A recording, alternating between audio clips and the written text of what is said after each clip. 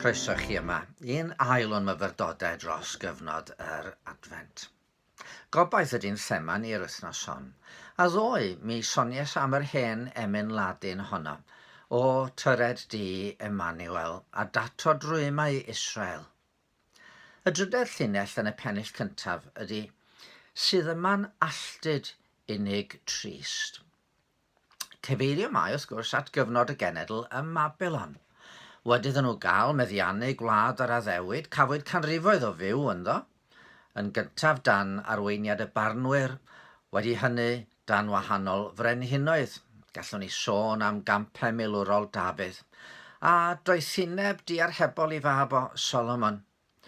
Ond wedi dyddiau hwnnw, rhannwyd y genedl yn ddwy a dirywiodd y frenhiniaeth a chyflwr ysbrydol a moesol y genedl, nes yn y diwedd dos barn Duw arnyn nhw. Dyma nhw'n cael eu concro.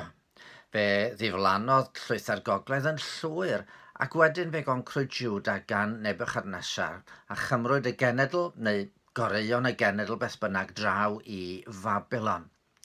Alltudion o'i gwlad i hunain. Ond yn waeth na hynny, roedden nhw'n ofni bod nhw wedi colli mwy na'i gwlad.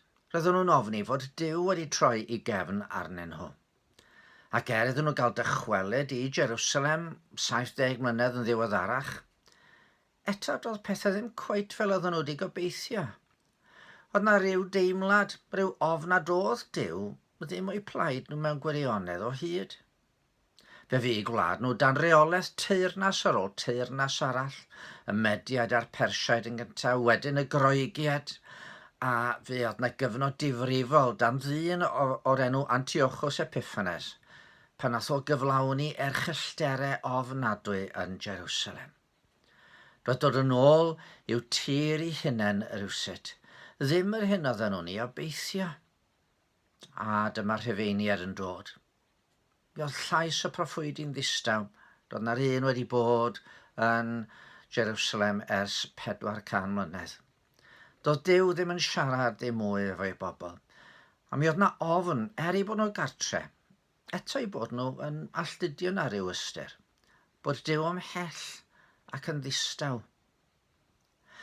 A dwi'n siŵr bod hwnna'n brofiad i lawer o bobl yn ein dyddiau ni. Mae na ofyn, ble mae Duw? Does dim rhaid bod mewn rhyfel mawr i wybod rhywbeth am wirionedd geiriau Hedd Wyn. Gwae fi fy myw mewn oes mor ddreng, a Duw ar drai ar orwel pell. Ble mae Duw pan mae ffoderiad yn boddi yn y sianel? Pan mae anwyliad yn yr ysbyty yn ymladd am ei hanadl oherwydd Covid? Ble mae o pan mae peryg ein plant ar y strydoedd yn gwlad a gwirionedd wedi mynd yn beth mor ansicr? Mae unigrwydd yn beth anodd i'w ddwyn bob amser, fel mae llawer wedi profi dros y 2 flynedd diwethaf. Ond yr unigrwydd mwyaf eithafol yw tybied fod Duw naill ai wedi troi i gefn arnom, neu nad ydy o ddim yno o gwbl, am bod ni'n gwbl unig yn y bydysawd mawr hwn. Yn alltudion, heb le diogel i gael cysgod a lloches. Ond i herio diwch ar dieithrwch hwnnw, daw neges yn Nadolig. O can, Emmanuel ddaw ata ti o Israel. Ac wrth gwrs, ystyr Emmanuel ydy Duw gyda ni. Dyna addawyd trwy'r proffwyd Eseia, welebydd morwyn yn feichiog, ac esgor ar fab, a galwyr ei enw ef, Emmanuel.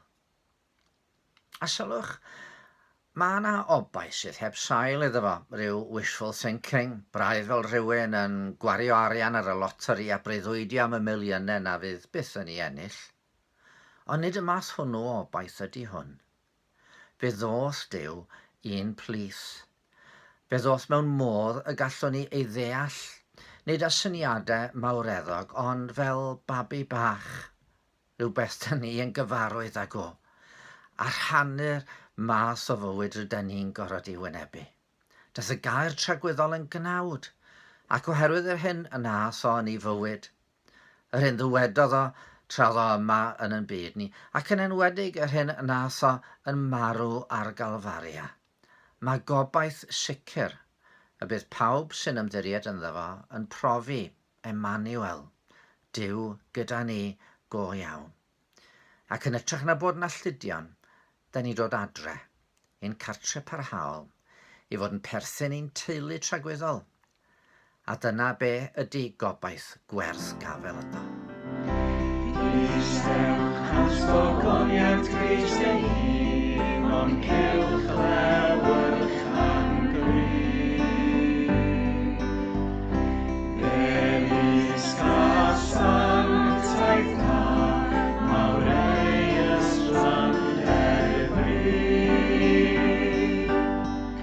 Ddawach Iesu ei nef, dreswydd mawr y beth. Eistewch at sgogoniant Crist ei hun, ond cylch lewyrch angry.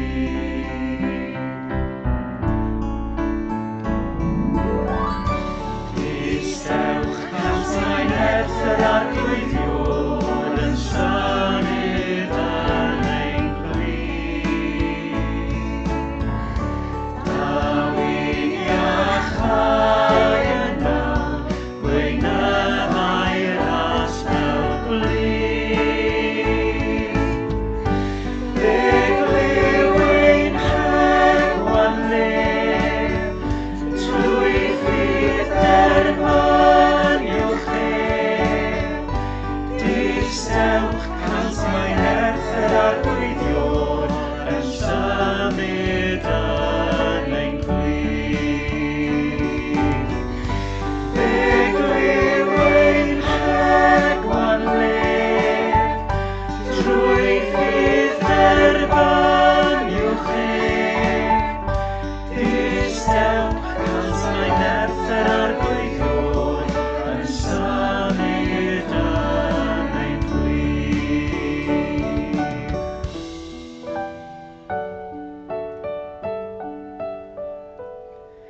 Yn